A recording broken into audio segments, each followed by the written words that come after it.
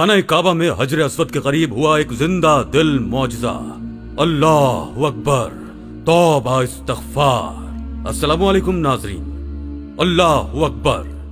दोस्तों, खाना काबा पर देखा गया एक अजीबो गरीब किस्म का नौमौलूद बच्चा कि जिसे देखकर वहां मौजूद ज़ायरीन की चीखें निकल गईं। इस बच्चे को देखने की हिम्मत वहां मौजूद किसी आंख में भी नहीं थी, क्योंकि वो बच्चा कमजोर दिल हजरात इस वीडियो को ना देखें।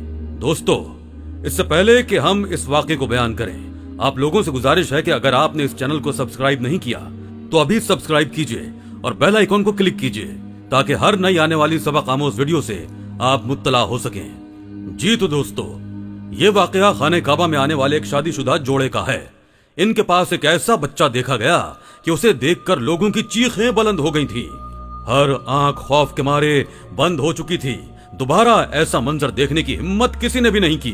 कोई इसे अज़ाब इलाही कहने लगा तो कोई कुर्ब क़यामत की एक निशानी, लेकिन बाज लोगों का यह कहना था कि इनके वालिदैन ने शायद कुछ ऐसे गुनाह का इर्तिकाब किया है जिसके अजाब के तौर पर अल्लाह ने ऐसी औलाद से नवाजा है। बहरहाल, जितने मुंह उतनी बातें, लेकिन जब असल वजह इस बच्चे के वालिदैन से पूछी गई तो सुनने वालों को अपने कानों पर यकीन नहीं आया, क्योंकि ये गलती तो बहुत से लोग। दोस्तों, ये वाकया एक पाकिस्तानी ज़ायर ने सुनाया था जो कि उस वक्त इस मौके पर वहीं मौजूद था। उसका कहना था कि वो उम्रे के इरादे से काबा गया था। वो खाना काबा के तवाफ करने के बाद हजर अस्वद के करीब बोसा लेने के लिए जाने लगा कि अचानक इसकी नजर एक मियाँ बीवी पर पड़ी। बीवी की गोद में शायद कोई छोटा बच्चा था जिसे इसने चादर में लपेट रखा था और वो बेतहाशा रो रही थी। उसका शौहर भी बहुत मगमूम सा लग रहा था। उसके चेहरे को देख के लग रहा था कि जैसे वो अभी रो देगा। वो ज़ायरीन भी हजर अस्वद के करीब बोसा लेने के लिए अपनी बारी का इंतजार कर रहे थे। इनमें से एक ज़ायर शख्स का नाम निसार अहमद था। निसार अहमद का कहना था कि इत्तेफाक ऐसा था कि वो इन दोनों मियाँ बीवी के बराबर में खड़ा था। बीवी के हाथ में जो बच्चा था वो पूरे का पूरा उसकी चादर में लिपटा हुआ था। ये देखकर निसार अहमद को थोड़ी सी तशवीश सी हुई, क्योंकि जिस तरह से वो चादर में लिपटा हुआ था उस बच्चे को तो शायद सांस लेने में भी मुश्किल पेश आ रही हो, और इस बच्चे की माँ बहुत रो रही थी। जैसे ही हजर अस्वद के करीब बोसा लेने के लिए निसार अहमद आगे बढ़ा तो उस औरत ने कहा कि पहले उसे हजर अस्वद पर बोसा लेने दें। निसार अहमद ने फौरन इजाजत दे दी और 2 कदम पीछे हट गया। इसी असना में इस औरत की चादर बच्चे से हटी और जैसे ही निसार अहमद की नजर उस बच्चे पर पड़ी, बच्चे को देखकर तो उसके होश उड़ गए। कुछ देर तो वो आंखें झपकाना भूल गया।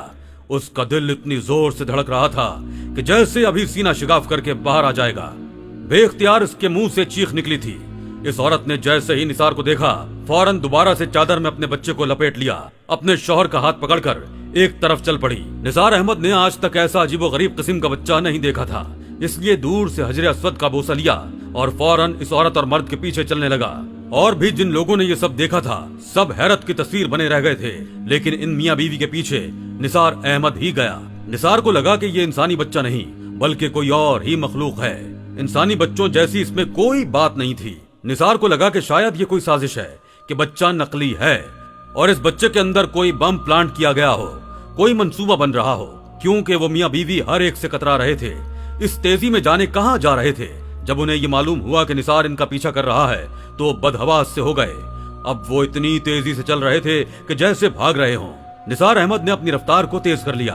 अब तो उसे यकीन होने लगा था कि जरूर यहाँ कोई साजिश चली जा रही है। किस किस्म की मखलूक इन्होंने अपना बच्चा समझ के लपेट रखी थी, वो इंसानी बच्चा हरगिज भी नहीं हो सकता था। निसार अहमद ने भागकर इसके शौहर को पकड़ लिया। उसका शौहर बुरी तरह से घबरा गया था, चेहरे पर हवाइयां उड़ गई थी।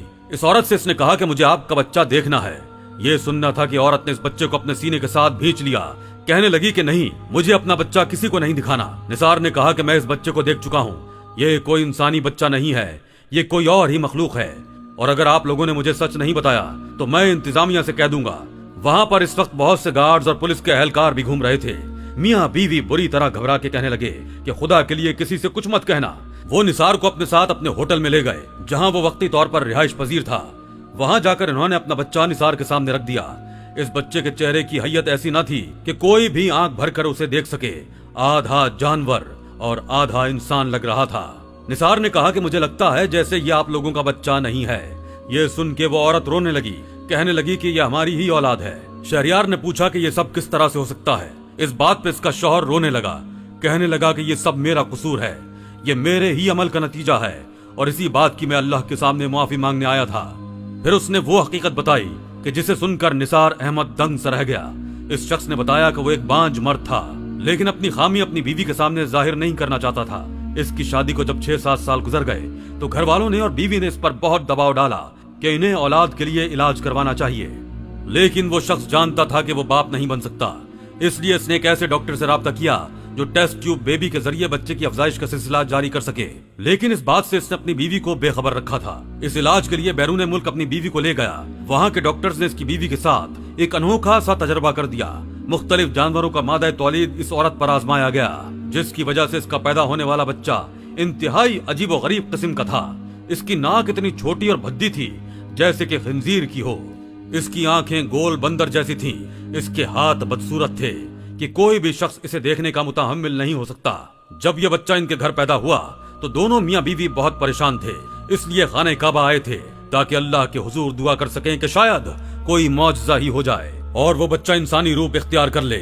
دونوں میاں بیوی رو رہے تھے اور شوہر پھوٹ پھوٹ کر رو رہا تھا کہ کاش کہ وہ یہ عمل کرنے کے بجائے اپنا علاج کرواتا یا پھر اپنے گھر والوں کے سامنے اپنی اس خامی کا اعتراف کرتا تو شاید اب وہ دونوں اس کرب میں مبتلا نہ ہوتے۔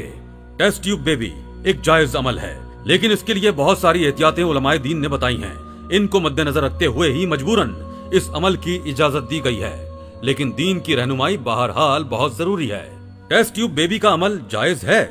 اس سوال کے جواب میں مفتی اکمل کا کہنا تھا کہ ٹیسٹ ٹیوب بیبی میں اگر بیضہ اور نطفہ میاں بیوی کا لیا جائے اور بیوی کے رحم میں بچے کی نمو کرائی جائے تو ایسی صورتحال میں ٹیسٹ ٹیوب بیبی کا عمل جائز ہوگا۔ مفتی اکمل نے اس اہم مسئلے کی تفصیلات بیان کرتے ہوئے کہا کہ جدید طبی ایجادات کے باعث یہ ممکن ہو گیا ہے کہ بے اولاد جوڑا بھی اولاد کی نعمت سے سرفراز ہو سکتا ہے۔ تاہم اس حوالے سے شریعت کی رہنمائی حاصل کرنا بہت ضروری ہوتا ہے۔ دوسرے طریقے میں نطفے یا بیضے کو کسی اور جوڑے سے لیا جاتا ہے اور اسے بارآور کرا کے مذکورہ خاتون کے رحم میں منتقل کر دیا جاتا ہے، جہاں وہ 9 مہینے مکمل کرنے کے بعد پیدائش کے مرحلے سے گزرتا ہے۔ اسی طرح تیسرے طریقے میں بیوی اور شوہر کے بیضے اور نطفے کو بارآور کرا کے کسی دوسری خاتون کے رحم میں منتقل کر دیا جاتا ہے، جہاں وہ نمو کے مراحل طے کرتا ہے، جسے پیدائش کے بعد بے اولاد جوڑے کے حوالے کر دیا جاتا ہے۔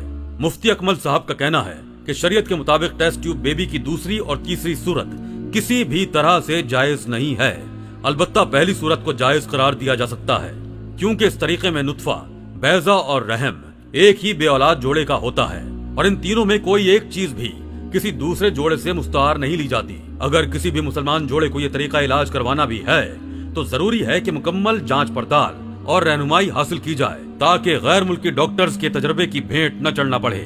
اللہ سب مسلمانوں کی حفاظت فرمائے، آمین یا رب العالمین۔